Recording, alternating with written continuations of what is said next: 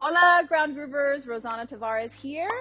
This class is a 20-minute class designed for um, strengthening the wrist extensors and also helping to mobilize them a bit. Lots of use of the hands, lots of inversions in the grooves classes. So this will help you to understand a little bit more deeply the mechanics of all that. Yeah.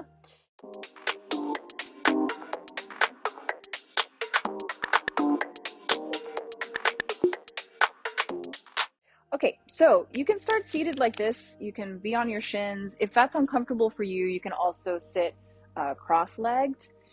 And we're just going to start with the arms in front of us and make some slow circles in one direction.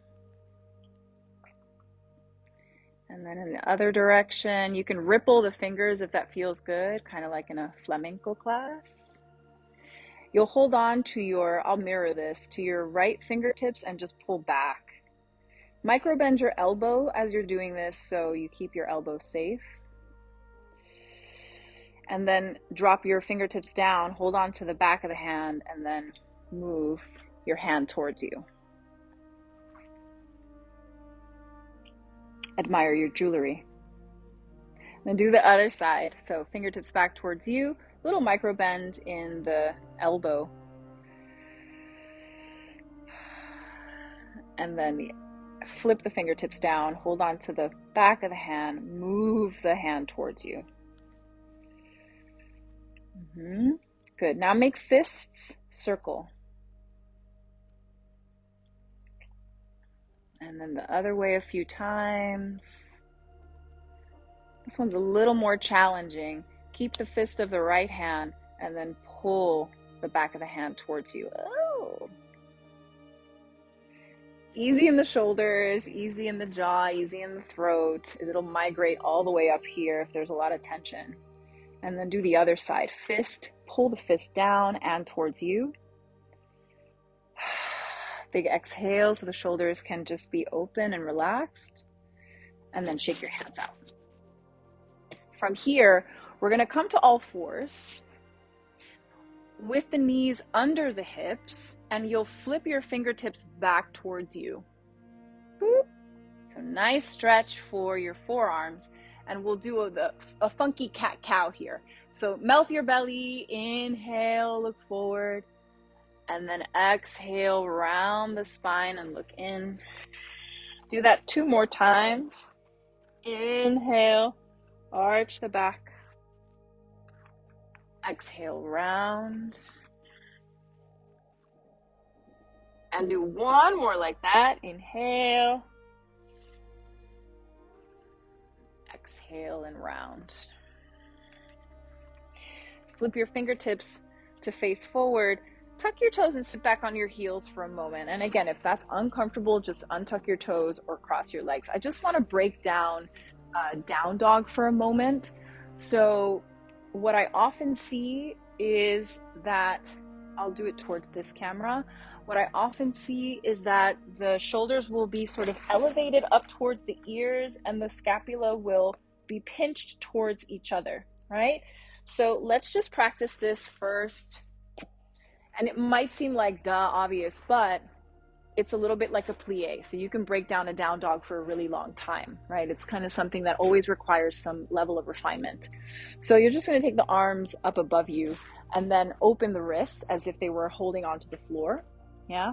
You want to drop the shoulders down and then micro bend your elbows, right? So we're not locking out the joints. You want to micro bend the elbows and wrap the upper arms in towards your ears this way.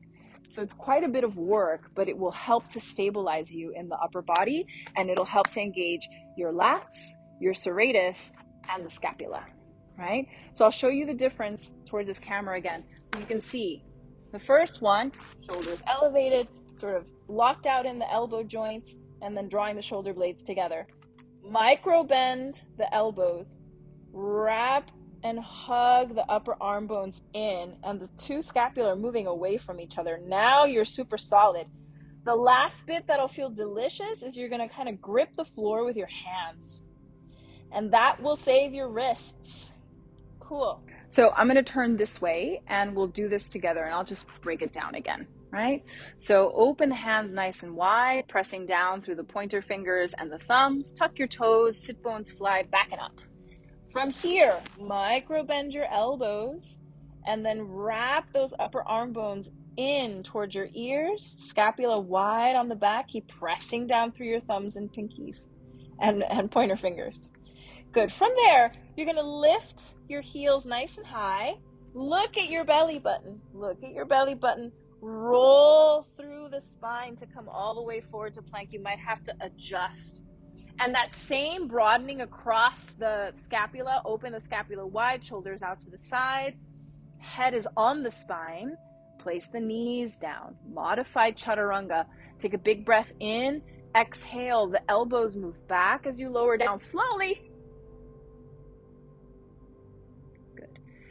And then I want you to place your forearms in front of you for Sphinx pose, right? So the elbows are underneath the shoulders and you're rotating the palms down. Really energize the legs. So the tops of the feet are pressing down, the thighs are rolling down, so you're super parallel on the legs. And you're going to take a moment here to press down through the forearms and lift the upper back. From here, energetically pull your hands and drag them back as you pull your heart forward and up. If you feel this in your lower back, roll your thighs down more so your sacrum stays wide. From here, take an exhale and then move your chin into your chest and just lift your ribs up and off the floor a little bit more.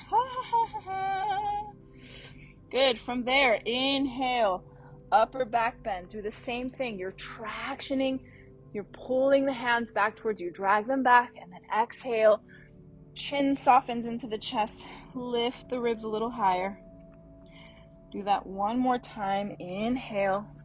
You can move your butt just so it's kind of soft and not going crazy. And then exhale. Woo. Looking in. Good. Relax the legs. Make a little pillow with your arm. Turn your and then wag your tail from side to side. Okay, that's the whole break. Slide your thumbs back in line with your chest. Tuck the toes. Take a big breath in. Keep hugging the elbows in. Big exhale this time. Send the floor away. Sit bones move back. And find that nice wrapping of the upper arms in wide shoulder blades. Lifting up through the heels. Look at your belly button. Roll through the spine. Wide across the collarbones. 5 counts.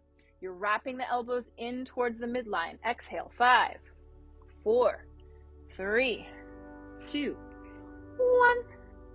Untuck the toes. Inhale. Exhale. Tap your forehead down. Tuck the toes. Big breath in. Maybe the legs are long here. Maybe the knees are on the floor. Move back, downward facing dog. You have one more like this. Lifting the heels.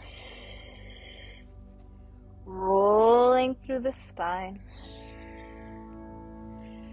Widening through the shoulders. Big breath in here. 5, 4. Keep lifting the shoulder heads as you move closer to the floor. That's the challenge. 1.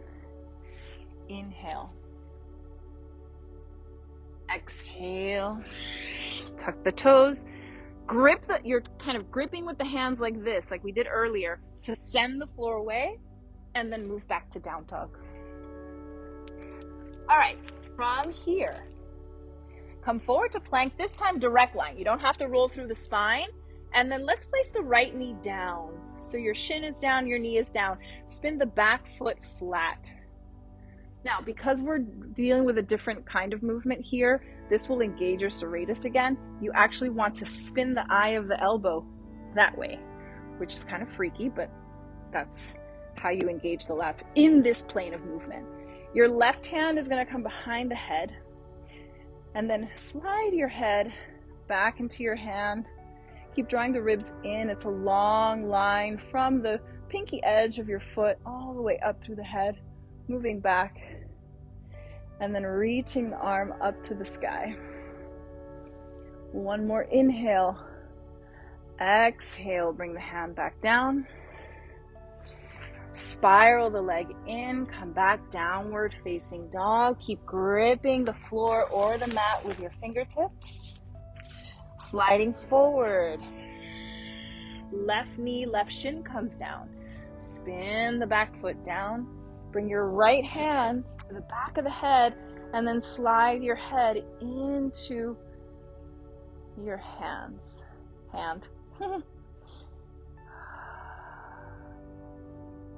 One more breath, lean back a little further.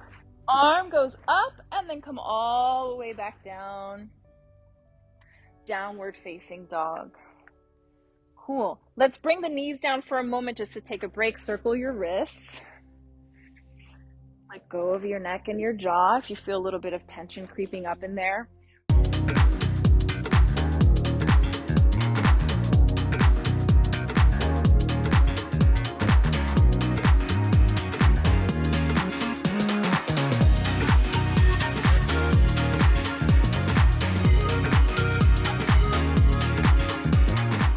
We're going to do that final sequence again, but we'll add on, or you have the option to add on. So the knee can come down or we can move into the next variation. Yeah? So placing the hands down, tuck the toes, move back to downward facing dog. We're going to move straight to plank. Some of us, the right knee will come down. Some of us will bring the inner edges of the feet together and then stack the feet for full plank. What? Yes. And the left arm will come up. Hip is lifting.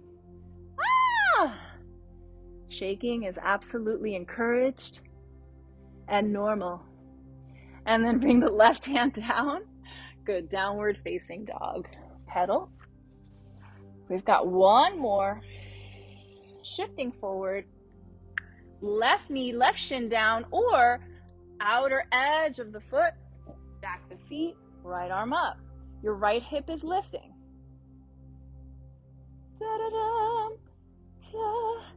And come back.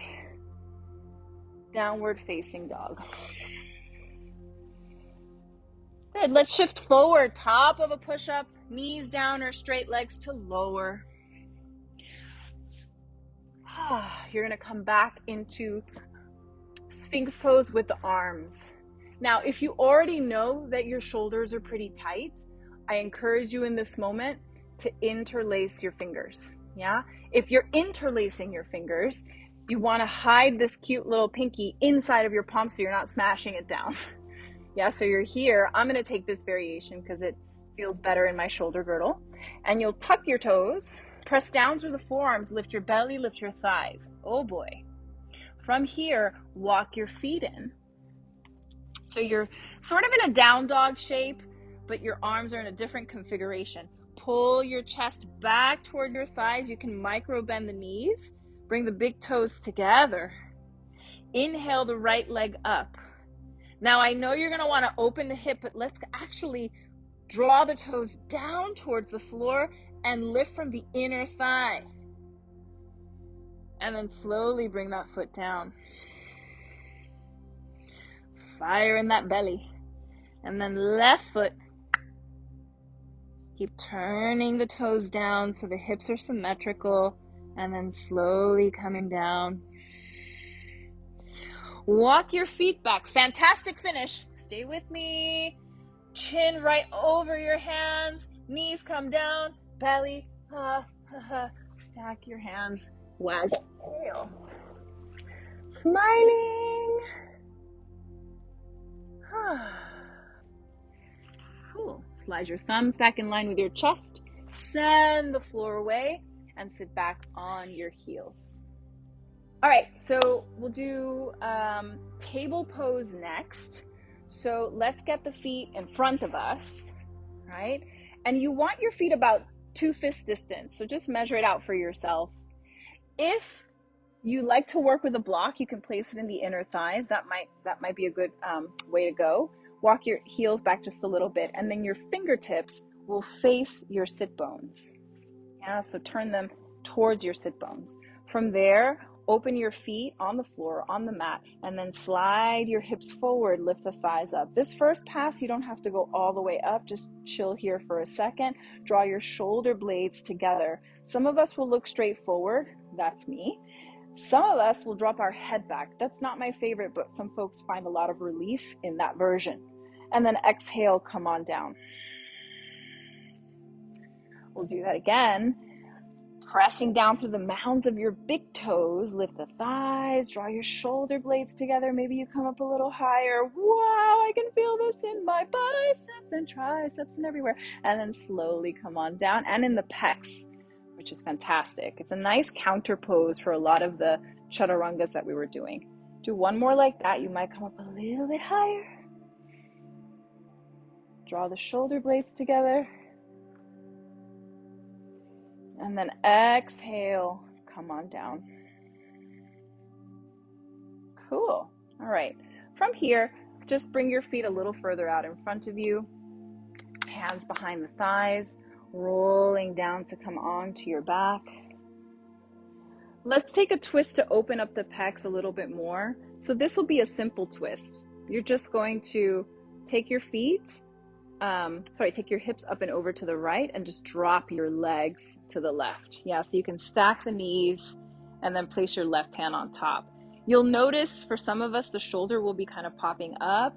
So take a big breath in and then encourage the shoulder blade and your shoulder to melt to the floor as you turn the gaze. If you're feeling anything, any kind of painful feedback from your low back, a block inside of the legs here is really nice.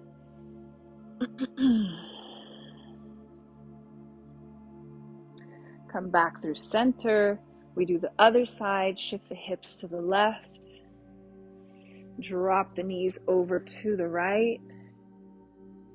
Right hand on top. Inhale, lengthen. Exhale, shoulder blade and shoulder melts down. Be mindful that the legs are not too far away from you. You'll start to feel like icky in the low back.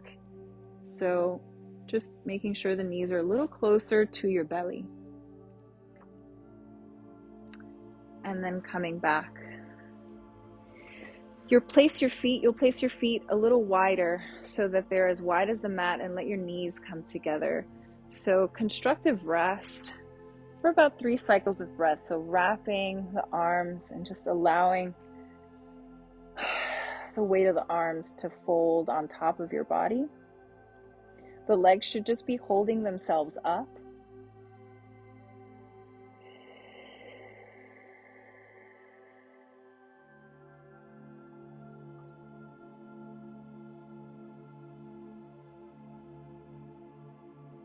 Take 2 more cycles of breath here. Big breath in and out. 1 more inhale and out. If you have time to take a shavasana, you'll allow the arms to open and let your legs be long. If you're feeling a little bit more active after this practice, there's a lot of like core work and arm stuff. You can come all the way back up, cross your legs, and just end with like a seated meditation. Yeah. So all you have to do is place the hands on the top, facing the thighs, face down on your thighs or face up, and then close the eyes down. And you'll just follow the inhale and the exhale. And hopefully you'll marinate in the goodness of the strength of your shoulder girdle, the strength of the wrists. Bring your hands to your heart space. You'll take a big breath in and you'll exhale to yourself, to your body, thankful for everything that it does for you. Namaste. Thanks, you guys.